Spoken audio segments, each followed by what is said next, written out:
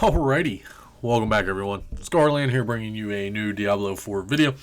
And as the title suggests, we're going to be talking about the brand new Vampiric Powers. So the mid-season update just came out for Diablo IV, and with it, Vampiric Powers.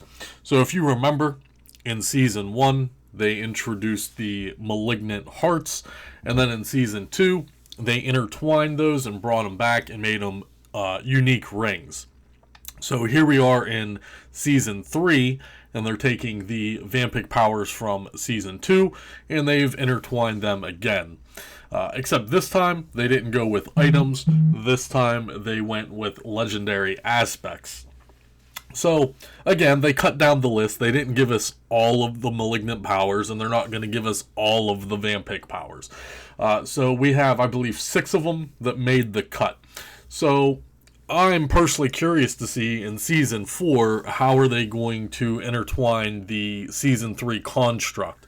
Are they going to bring like gems, special gems, and in the forms of the governing stones and tuning stones, and then are they just going to make them special gems? I guess we'll have to see what happens in Season 4. So here we go, Vampiric Powers. Now, I don't necessarily agree or disagree with which ones they chose. I mean, it's kind of hard to pick. I believe there was like over 22 Vampiric Powers in Season 2, and they cut that down to 6. So, some of these are decent, and then some of them are like, yeah, okay, I guess. So, Cursed Touch is one of the big boys, essentially. Lucky hit up to 20 to 35% chance to inflict Vampiric Curse on enemies. Enemies afflicted by the curse are vulnerable. So this basically makes you almost have 100% uptime of vulnerable. Is that overpowered? Not really. Most classes can keep vulnerable up most of the time. However, now you can move things around, you can respec, etc., etc. If you can sacrifice the legendary aspect part. And that's one thing I do want to mention, is that making these legendary aspects, picking and choosing with which one to use is kind of hard. Most builds after 3 seasons, we have meta builds.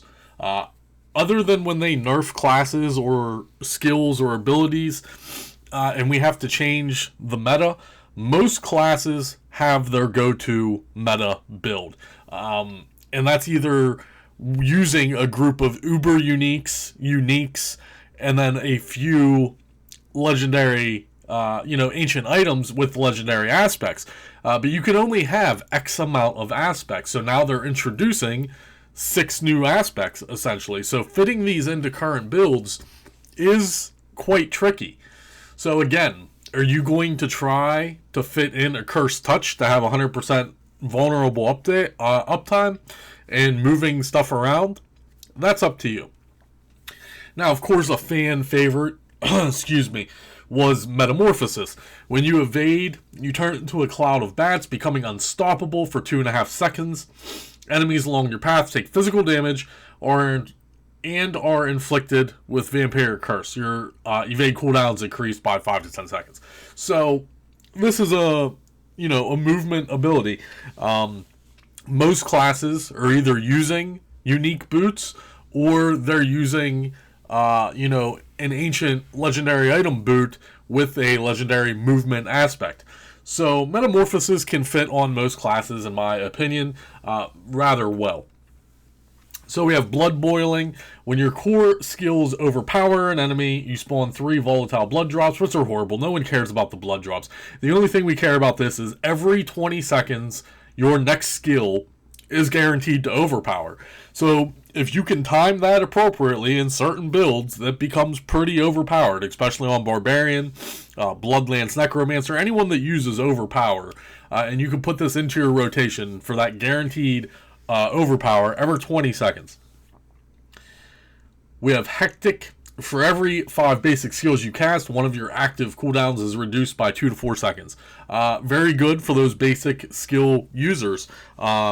Sorcerer, for instance, using Arc Lash can just basically make all their cooldowns almost infinite. Undying Casting skills heals you for 0.5 to 2%. This heals for an additional 1% while you are below 50% life. So listen, life leech, life drain, whatever you want to call it in Diablo 4 is not that great, to be honest. On paper, yeah, it looks good, but Hectic, for instance, Undying, for instance, the 2% every time you cast a skill, it's not that great. Not when, monsters are hitting you for 10 times the amount that you're healing for. It's the same thing with the uber unique Andriana's Visage, right? It's the only item in the game that has Life Drain, Life Leech. But most people don't use that headpiece because it's not that great. So, yeah, Undying out of this list is probably the worst in my eyes. Now, if we're leveling a new character and you get the Undying aspect very early, then yeah, it's going to help you level 100%. But as an end-game aspect, I don't see that happening. And then we have Moonrise, which is another fan favorite. Damaging an enemy with a basic skill grants you 4% attack speed for 10 seconds. It stacks 5 times. That goes to 20%. Upon reaching max stacks, you enter a Vampiric Blood Rage, gaining 80% basic skill damage and 15% movement speed. So there are a few basic skill builds out there on certain classes. I believe Druid has one where they just hold down their basic attack. So Moonrise on a Druid, yeah, GG's. So that's all 6 of them. Accursed Touch, Blood Boiling, Hectic, and Moonrise, I believe, are all offensive aspects. Metamorphosis can be used, I believe, defense, but it's utility, essentially. And then Undying is defensive. So 6 Vampiric Powers have returned to the game. Again, they're not coming as items, they're coming as legendary aspects. So just a quick little video on that. Again, I'm curious to see in Season 4 how they're going to intertwine Season 3's construct mechanics. They're not just going to give everyone a permanent pet. That's not going to happen. It'll be something with either the tuning stones or the governing stones. And if I had to guess, we might finally see some different gems coming into the game. So that's all I got for you folks today. Hopefully you enjoyed the video. That is the Vampiric Powers as legendary aspects. This is on the Eternal Realm and Seasonal Realms as of filming this video. So, have any questions, comments, or concerns, go ahead and leave them below. I'll see you guys real soon.